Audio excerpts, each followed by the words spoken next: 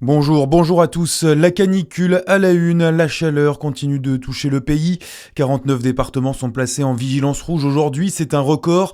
Dans la région, cela concerne la Côte d'Or et la Saône-et-Loire, avec notamment 37 degrés attendus du côté de Dijon ou encore 38 à Chalon-sur-Saône. Le Doubs et le Jura, eux, restent en vigilance orange. On reviendra en détail sur les prévisions juste après cette édition. La canicule et ses conséquences, près de 850 collèges et écoles sont restés fermés aujourd'hui dans l'Hexagone.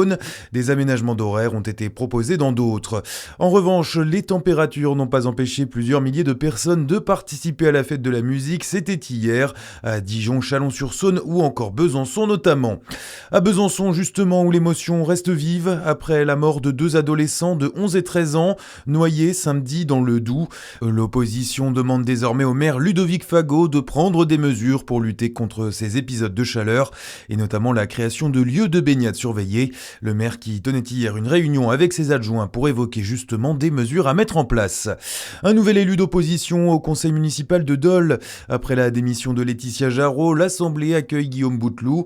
Comme le rappelle la Voix du Jura, il habite Dole depuis une quinzaine d'années et s'est engagé politiquement en 2017 avec la France Insoumise, notamment pour sa proximité avec ses idées de gauche écologiste.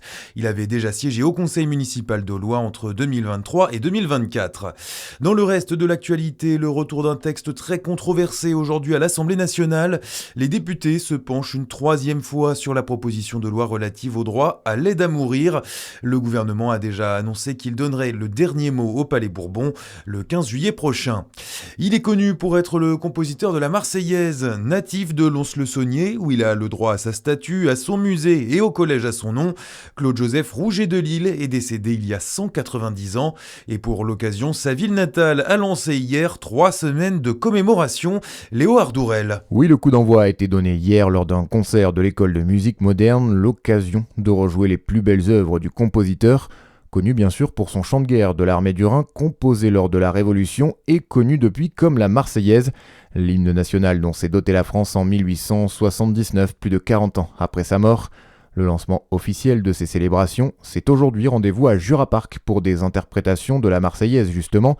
Différents concerts rythmeront ensuite ces 3 semaines, notamment celui du chœur de l'armée française le 3 juillet au théâtre ou encore celui de la garde républicaine le 4 juillet à Jura Park. Enfin, c'est aussi l'occasion de visiter gratuitement la maison natale du compositeur. 3 créneaux le 24 juin, le 1er et le 8 juillet. Le programme des festivités à retrouver sur le site de la préfecture du Jura.